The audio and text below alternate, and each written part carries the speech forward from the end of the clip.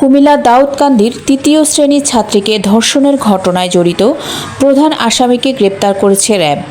12 জুলাই শুক্রবার বেলা 11টার দিকে র্যাব 11 কোম্পানির অধিনায়ক lieutenant commander Mahmudul Hasan press ব্রিফিংয়ে এ তথ্য জানান।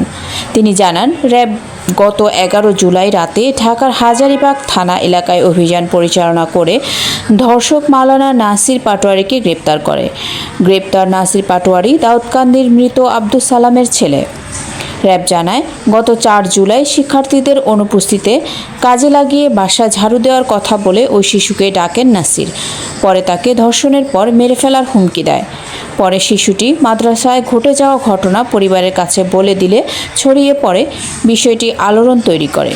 ঘটনার পর অভিযুক্ত নাসির গ্রেপ্তার এড়াতে নিজ এলাকা ছেড়ে ঢাকায় আত্মগোপন করে। গত 4 জুলাই 2024 তারিখ কুমিল্লা জেলার দাউদকান্দি থানাধীন খালিশা এলাকায় একটি শিশুকে ধর্ষণের ঘটনা ঘটে এবং তো ঘটনার প্রেক্ষিতে ভিকটিমের মা বাদী হয়ে দাউদকান্দি থানায় একটি ধর্ষণ মামলা দায়ের করেন এবং এই ঘটনায় এলাকায় বেশ চাঞ্চল্যের সৃষ্টি হয়।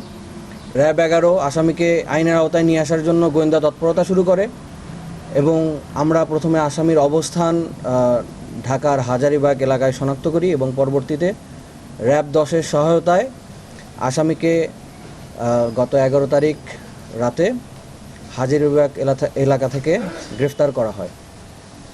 প্রাথমিক অনুসন্ধানে জানা যায়, ভিকটিম আসামি নাসির উদ্দিন পাটোয়ারির পরিচালিত মাদ্রাসা খালিশা মোহাম্মদিয়া মিসবাউল উলুম মাদ্রাসার 3য় শ্রেণীতে অধ্যয়নরত ছিল এবং ঘটনার দিন প্রবল বর্ষণের কারণে মাদ্রাসায় ছাত্রছাত্রীর উপস্থিতি কম ছিল এবং মাদ্রাসার শিক্ষক নাসির পাটোয়ারির বাড়ি মাদ্রাসার পিছনেই এবং তার পরিবারের লোকজনও অনুপস্থিত ছিল। এই সুযোগ কাজে লাগিয়ে সে ভিকটিমকে প্রথমে তার ঘর ঝাড়ু দেওয়ার জন্য ডেকে নিয়ে যায় এবং পরবর্তীতে ভিকটিম তার ঘরে প্রবেশ করার পরে সে ভিকটিমকে তার ইচ্ছার বিরুদ্ধে জোরপূর্বক ধর্ষণ করে এবং এই ঘটনা যেন সে কাউকে না বলে এ ব্যাপারে সে ভিকটিমকে হুমকি দেয়।